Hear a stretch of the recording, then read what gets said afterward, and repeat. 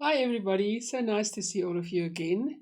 So, we are now going to start with a new series, which is like data handling. So, the first thing we're going to do is to introduce you to this whole concept of statistics. Now, statistics is a branch of mathematics that deals with ways of collecting, sorting, and managing data and then drawing conclusions from the results. Now, what is data? Data, that's the data is facts or information about things or people. Don't worry if you're not getting it, you're going to understand in a second. Data can be analyzed for a variety of reasons. For example, a city may need to know how many schools to build in an area. Okay? A political party may wish to know what sort of support it can expect in a forthcoming election, like who's going to vote for them. A shop will want to know which sweets to stock, right? We can relate to that, I'm sure. Now, in the data handling process, we are going to deal with 4 steps: the collecting of the data, the recording, organizing, and summarizing of the data, the presenting, and the analyzing. So, what is involved in each step? When we collect data, that means we count or we measure information. Then we order or we group the information. Then we present it in a form of graphs or charts. And then we use this data to make choices or to understand issues. Or as I just said on the previous slide, then people use this to find out how many schools to build in an area, or a shop want to know which sweets to stock, which like the most popular. Okay. So in this lesson, we're going to focus on the collecting of data. Now, that is one of the most complicated tasks of a statistician. You can imagine if the data is not collected accurately, the results will not be valid, right? And we call that then the results are invalid. To make data reliable, we need to know who collected the data, how and when it was collected, who was interviewed, and whether the questions were specific enough. So I will explain. Just remember that a person who completes a questionnaire, if you were asked to complete a questionnaire, then you are the respondent. Okay, right, let's continue.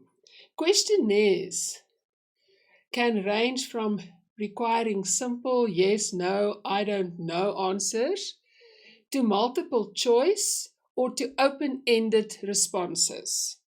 So now, first of all, what is a questionnaire? A questionnaire is a list of questions that we want to ask to get the data about the situation. A multiple choice questionnaire is a questionnaire that has different options for the answer. I think you've had these before and you will recognize it when we do some examples. Questions and surveys must be very carefully worded to make sure that we get the information that is required. And I'm going to give you a few examples now. For example, if you ask, which is your favorite TV program? Now let's think about this. This is very wide, right? And you can end up with hundreds of responses. Just think of that catalog, right? All the options. So you can end up with hundreds of responses. What would be a better question? To either ask, which of the following 20 programs is your favorite? But then you must always remember to allow for answers like none of these. Otherwise, you will find people who cannot find their favorite program. Correct? Right. Another example is questions such as, are you in the high, medium, or low income bracket? This is a very vague question because it is uncertain what is meant by high, medium, or low. You agree? So you rather ask people to indicate which category of income they fall into, and then you use actual figures. We will explain this later. Right, example 3. Questions like, what is your favorite color? Let's think about this for a minute. It is, in this case, this question is too open-ended. As you might get answers like red, blue, and green, but you will get that person that will give you an unusual answer, like apricot, lime, green, lilac, and so on. So you rather limit your answers to a few choices like red, blue, green, and other.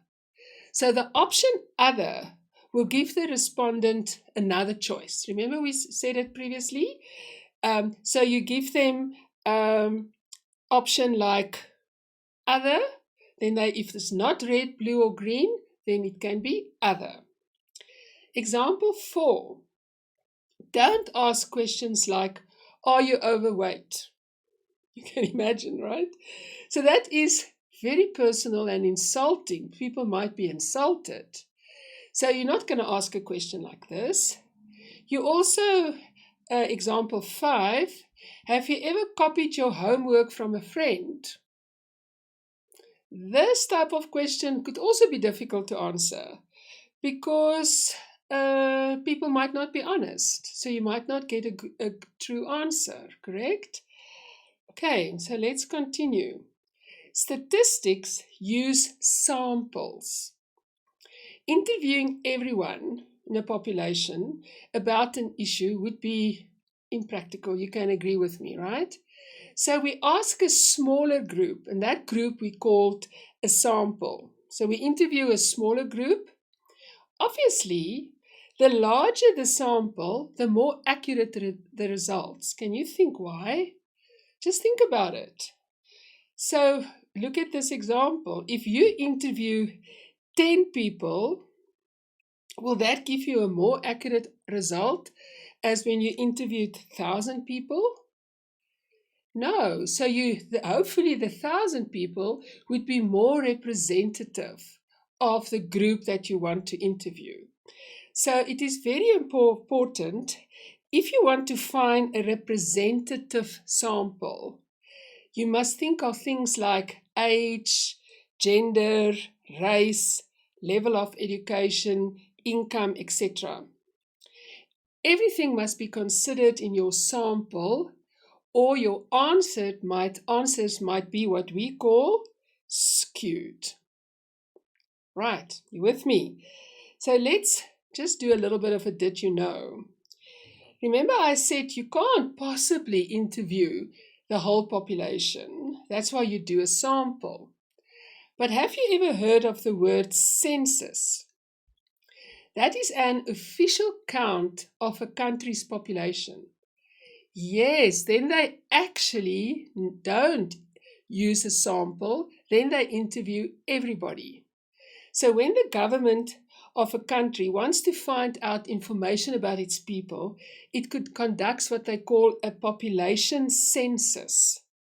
And a census then tells the government how many people live in a country, about their gender, their age, their living conditions, and so on.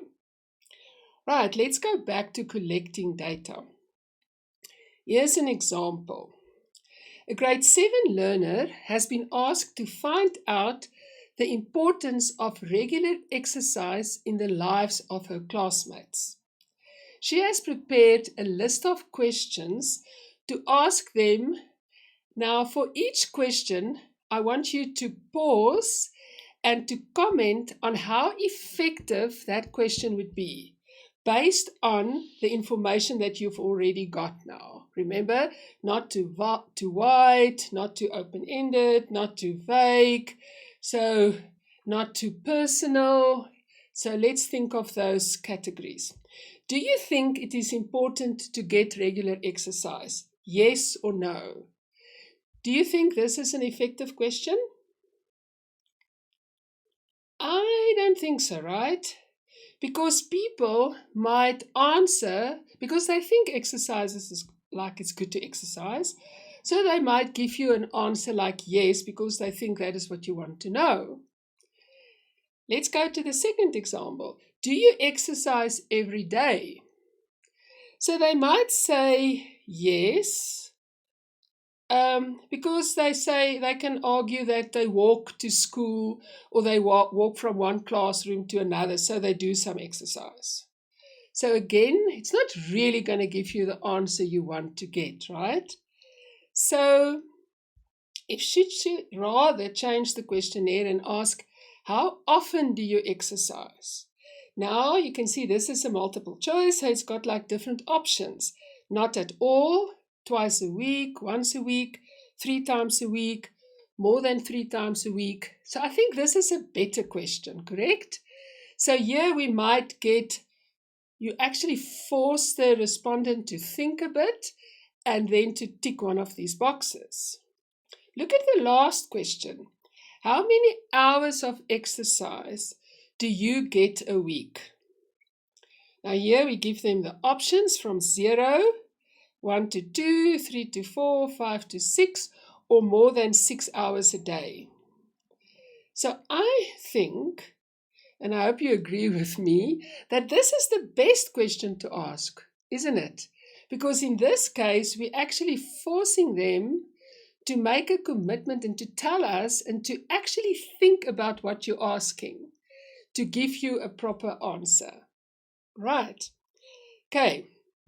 Now, I've just written the possible answers here for your information. So should you come back, this is the beauty of this program. Should you come back and what did the teacher say again about that answer? Then you've got it here. Okay. Now it's your turn. So you've been asked to design a simple questionnaire to find out how your classmates spent their pocket money. So now you've got to think of the population. What would the population be for this project? Who are you going to interview? And design a multiple choice question that would work for this questionnaire. Now think about how you will handle the fact that some learners do not get pocket money. So we have to be sensitive about that. So I want you to pause and think about it. And then I see you after this with your answers. Cool. So let's see.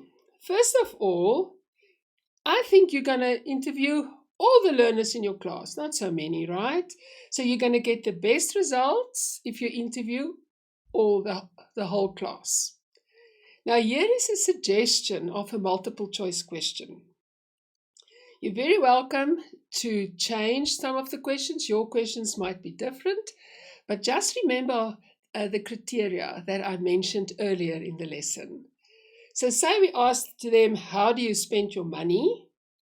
So you think you've got a category for, I save some of my pocket money and I spend the rest. I spent all my pocket money on my hobbies. I spent all my pocket money on myself and my friends and other. So you can have variations on this, but don't you agree if you get this information, you can do something with this data, isn't it? And as we're going to see later, how we can draw graphs and how we can write reports on this. I hope you enjoyed this introduction to data handling and hopefully see you next time.